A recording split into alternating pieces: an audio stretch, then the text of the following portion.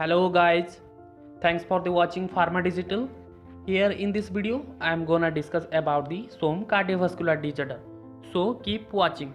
ये cardiovascular disorder जो है और कार्डियोवास्कुलर कार्डियक डिजीज जो है वो बहुत तरीके का रहता है, जैसे कि coronary artery disease, valve disease, aneurysm, cardiac arrhythmia, cardiomyopathy, pericarditis and heart failure.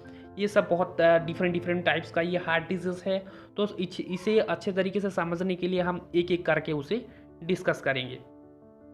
तो पहला कार्डियोवास्कुलर डिसऑर्डर जो है वो है एथेरोस्क्लेरोसिस, और ये मेन और प्राइमरी डिजीज बोल सकते हो, जो कि डिफरेंट डिजीज भी ये कराता है। And here atherosclerosis occurs when fatty materials called plaque are deposited on the inside wall of the artery, and it provide the hardness to the blood to move through them. Means simply the flow of blood is pressurized, and the hypertension, heart attack and angina pectoris like of symptoms is arises.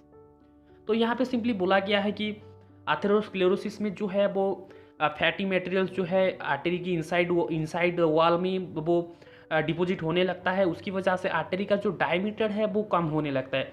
अगर artery का diameter कम होने लगेगा तो blood flow का जो rate है वो बढ़ जाएगा, लेकिन ब्लड जो है उसे फ्रीली फ्लो होने के लिए बहुत ज़्यादा प्रेशर वहाँ पे क्रिएट करेगा, और इसकी वजह से blood pressure, heart attack and angina जैसी बीमारी हमें पैदा कर सकते हो। ये फैटी मटेरियल्स और प्लाक जो है वो डिपॉजिट हो गया है, एंड इसकी वजह से ब्लड जो है वो फ्रीली फ्लो नहीं हो पा रहा है, और ब्लड फ्लोने के लिए ज़्यादा प्रेशर क्रिएट कर रहा है, क्योंकि इसका जो डायमीटर है वो कम हो गया है due to deposition of this fatty materials.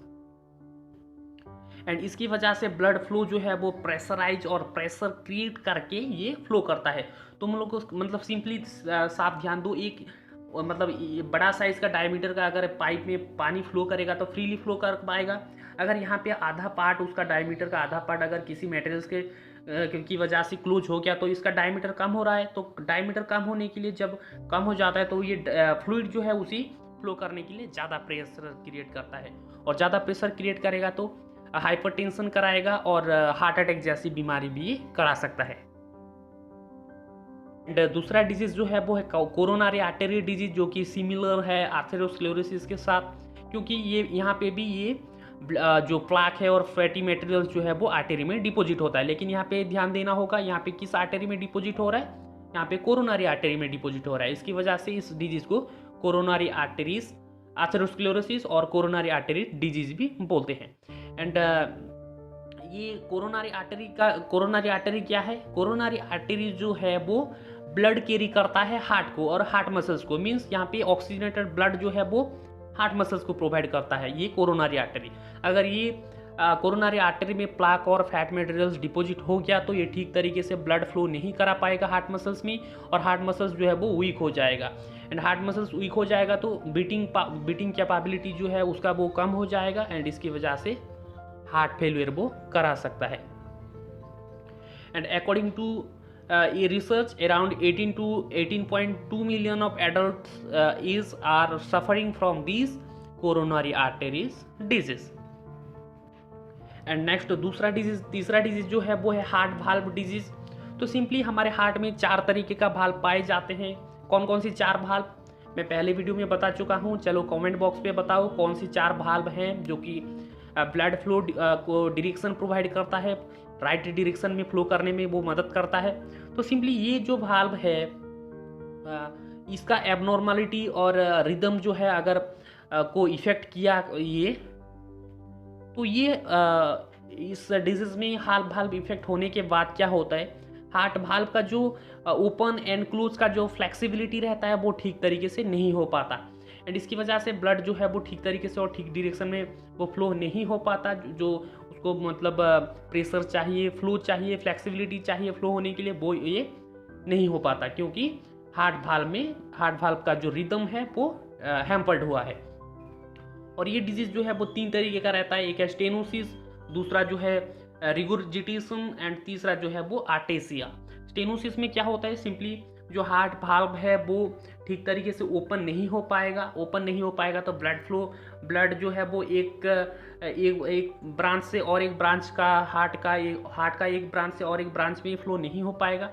And दूसरा जो है रिजुर्जिटेशन, यहाँ पे रिजुर्जिटेशन क्या होता है, सिंपली वाल्व का काम क्या होता है, वो ओपन होता है, ब्लड को और एक चैम्बर में पहुंचाता है, उसके बाद क्लोज हो जाता है क्योंकि बैक फ्लो ना हो। तो सिंपली यहाँ पे रिजुर्जिटेशन में क्या होता है, ये जो है वो टाइटली क्लोज नहीं कर पाएगा वाल्व को, तो इसकी वजह से बैक फ्लो ऑफ ब्लड जो है वो हो पाएगा। मीन्स नीचे वाले चैम्बर से ऊपर वाले चैम्बर को भी ये बैक फ्लो हो सकता है क्योंकि वाल्व जो है वो टाइटली क्लोज नहीं कर पा रहा है। वैसे ही आर्टेसिया जो है वो ये क्या करता है, ये बोथ ओपनिंग एंड क्लोजिंग दोनों प्रॉपर्टीज को इफेक्ट करता है।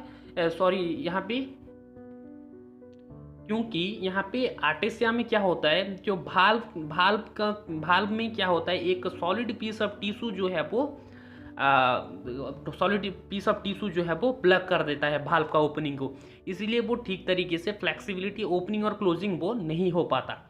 एक ग्राफिक्स के जरिए देखते हैं कि ये कैसे होता है।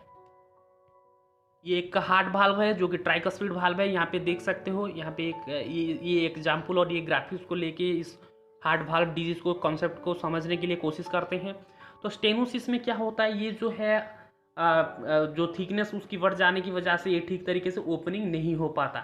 एंड दूसरा जो है रिजुर्जिटेशन, जो दूसरा टाइप ऑफ डिजीज है, उसमें क्या होता है, वो टाइटली यहाँ पे कुछ क्लोज नहीं हो पाता। यहाँ पे देख सकते हो, यहाँ पे जब क्लोज हो रहा है तो यहाँ पे गैप पे यहाँ पे साफ देख सकते हो। एंड तीसरा डिजीज जो है, यहाँ पे जो ओपनिंग रह रहा है, यहाँ पे वाल्व का जो ओपनिंग रह रहा है उसमें एक हार्डेस्ट टिश्यू जो है वो डेवलप करेगा और ब्लॉक कर देगा वाल्व का ओपनिंग को, एंड उसकी वजह से वो ना ही ओपन हो पाएगा एंड ना ही क्लोज हो पाएगा।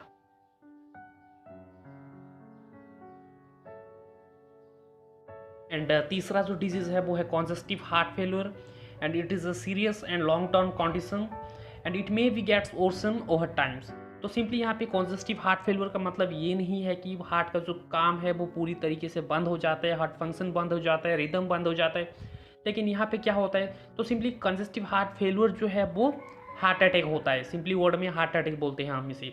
तो यहाँ पे क्या होता है, हार्ट का जो मसल्स है वो सूजने लगता है, फूलने लगता है, और हार्ट का जो साइज है वो बढ़ने लगता है, बिगर हो जाता है, एंड उसकी वजह और इसका जो मेन डिफेक्टिवनेस है ये क्या कराता है, ये ठीक तरीके से जितना ब्लड जो है वो हमारे बॉडी में डिफरेंट बॉडी ऑर्गन में चाहिए, वो ये हार्ट जो है वो ठीक तरीके से पंप नहीं करा पाता, एंड इसकी वजह से हार्ट अटैक होता है। एंड और एक डिजीज है जो कि कार्डियक मायोपैथी, जो कि मिला जुला है कार्डियक कंजेस्टिव हार्ट फेलियर के साथ, सिमिलर रहता है ये थोड़ा बहुत।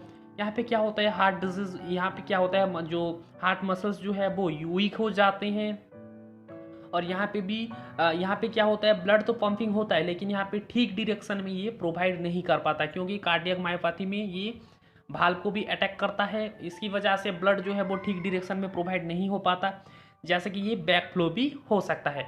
एंड ये कार्डियक मायोपैथी में लेफ्ट वेंट्रिकल जो है वो ज़्यादातर इफेक्ट रहता है और ठीक तरीके से पंपिंग नहीं करा पाता, और यहाँ पे भाल्व का भी जो रिदम है और फ्लेक्सिबिलिटी है वो कम हो जाता है। यहाँ पे आप लोग देख सकते हो, यह नॉर्मल हार्ट का पिक्चर है, एंड ये कार्डियोमायोपैथी का पिक्चर है जिसे हम डायलेटेड कार्डियोमायोपैथी भी बोलते हैं। एंड इसमें क्या होता है, ये जो लेफ्ट वेंट्रिकल्स है वो फूलने लगता है और सूजने लगता है, एंड इसकी वजह से ब्लड जो है वो ठीक डायरेक्शन में पंपिंग नहीं हो पाता। तो ब्लड जो फ्लो का जो नॉर्मल फ्लो रहता है वो कैसे रहता है, ये हो गया राइट एट्रियम, लेफ्ट एट्रियम, ये राइट वेंट्रिकल एंड ये लेफ्ट वेंट्रिकल। तो ब्लड जो है पहले इस चैम्बर में आता है राइट एट्रियम में, उसके बाद ये जाता है राइट वेंट्रिकल में, देन फ्लो होके जाता है ऑक्सीजनेटेड होने के बाद ये नेक्स्ट आता है लेफ्ट एट्रियम में, एंड देन उसके बाद जाता है लेफ्ट वेंट्रिकल में, एंड देन जाता है ब्लड एरोटा के थ्रू डिफरेंट बॉडी ऑर्गन में। तो सिंपली यहाँ पे इसका जो सीक्वेंस है वो ठीक तरीके से नहीं हो पाता। ये लेफ्ट वेंट्रिकल का एबनॉर्मल होने की वजह से, लेफ्ट वेंट्रिकल का सूजने की वजह से यहाँ पे क्या होता है, लेफ्ट वेंट्रिकल से ये फिर से लेफ्ट वेंट्रिकल से यहाँ से फिर से ये ब्लड लेफ्ट आर्टरियम को ये फ्लो करता है। एंड नेक्स्ट डिजीज जो है वो है heart arrhythmia. And heart arrhythmia जो है ये हार्ट का जो बीटिंग कैपेबिलिटी है उसे इफेक्ट करता है। ये आइदर टू फास्ट बीटिंग कराता है और टू स्लो ये बीटिंग कराता है। जब हम रेस्ट करते हैं तो ये बहुत ज़्यादा स्लो बीटिंग करता है नॉर्मल रेंज से। एंड जब हम कुछ स्ट्रेस हो गया, कुछ स्ट्रेस लेते हैं तो उसके दौरान ये क्या कराता है, बहुत ज़्यादा फास्ट बीटिंग ये कराता है। तो सिंपली हार्ट एरिथमिया में तुम्हें समझना होगा कि ये हार्ट का बीटिंग कैपेबिलिटी को इफेक्ट करता है, आइदर स्लो बीटिंग कराता है और फास्ट बीटिंग ये कराता है। यहाँ पे फर्स्ट पिक्चर पे देख सकते हो हार्ट का जो नॉर्मल बीटिंग कैसे रह रहा है। हार्ट पहले आर्टेरियम कॉन्ट्रैक्ट हो रहा है, उसके बाद वेंट्रिकल कॉन्ट्रैक्ट हो रहा है, उसके बाद पंपिंग हो रहा है। नेक्स्ट सेकंड पिक्चर में यहाँ पे देख सकते हो हार्ट का जो बीटिंग है वो बहुत ज़्यादा स्लो हो रहा है, और इस टर्म को क्लिनिकल कंडीशन को क्लिनिकल टर्म में ब्राडीकार्डिया बोलते हैं। एंड तीसरा जो पिक्चर है उसे टाकीकार्डिया बोलते हैं, जहाँ पे हार्ट का जो बीटिंग है बहुत ज़्यादा फास्ट रहता है। नेक्स्ट आते हैं पेरिकार्डाइटिस। पेरिकार्डाइटिस मीन्स ये पेरिकार्डियम को इफेक्ट करता है, और पेरिकार्डियम जो है हार्ट का सराउंडिंग लेयर है और एक्सटर्नल लेयर है जो कि हार्ट को होल्ड करने में मदद करता है, राइट प्लेस में मेंटेन करने में मदद करता है। एंड पेरिकार्डाइटिस होने की वजह से यह क्या करता है, राइट प्लेस में हार्ट को मतलब मेंटेन होने नहीं देता, और हार्ट का साइज जो है वो बढ़ने लगता है। और अगर हम उसे ठीक टाइम में ट्रीट ना करें तो ये हमें हार्ट फेलियर भी करा। यहाँ पे देख सकते हो पिक्चर में, यहाँ पे पेरिकार्डियम का जो लेयर है अगर वो थिकनेस उसका बढ़ गया और सूज गया तो यहाँ पे हार्ट का साइज जो है वो कैसे बढ़ रहा है। There are some sign and symptom from where we know about the heart disease like tiredness, chest pain, pain in the back or left arm, trouble in breathing, and it provide faster heartbeat. And in case of women, they have different symptoms than men, like trouble in sleeping, stomach ache after eating, sweating, and feeling weak, feeling dizzy, tiredness, and chest pain. And these are the some necessary sign and symptom from where we know the heart, we know about the heart disease. Next, there are some risk factors which cause the or which able to create the heart disease, like high blood pressure, unhealthy blood cholesterol level, family history of heart problems, diabetes, being overweight, smoking, age, and not exercising properly. तो यहाँ पे ये जो risk factor है हम उसी follow करके उसे कम कर सकते हैं, जैसे कि हाई ब्लड प्रेशर को हम कम कर सकते हैं हम हेल्दी लाइफस्टाइल के साथ, जैसे कि by quitting smoking and alcoholism and by doing proper exercise. और हमें जैसे कि कोलेस्ट्रॉल वाला खाना वो देख के लेना चाहिए, जैसे कि आजकल ज़्यादातर फास्ट फूड कंज्यूम कर रहे हैं जिसमें कि बहुत ज़्यादा कोलेस्ट्रॉल रह रहा है। एंड अगर कोई प्री हिस्टोरिक फैमिली में हार्ट का प्रॉब्लम है तो हम उसी भी इनिशियल फेज़ में ट्रीटमेंट करके अलर्ट होके हम उसे इनिशियल फेज़ में ट्रीटमेंट करके हम उससे छुटकारा पा सकते हैं। डायबिटीज़, बीइंग ओवरवेट, तो सिंपली यहाँ पे तुम्हें एक चीज़ ध्यान देना होगा कि हमें एक हेल्दी लाइफस्टाइल मेंटेन करके, ना कि हम कार्डियक हार्ट डिजीज़, हम किसी भी बीमारी से हम दूर जा सकते हैं। तो पहले हमें हेल्दी लाइफस्टाइल मेंटेन करना बहुत ही ज़रूरी है। So here in this video regarding cardiovascular disease is enough here. Hope you enjoy the topic. If you have any kind of doubt, frequently ask to me. Have a good day. Thank you.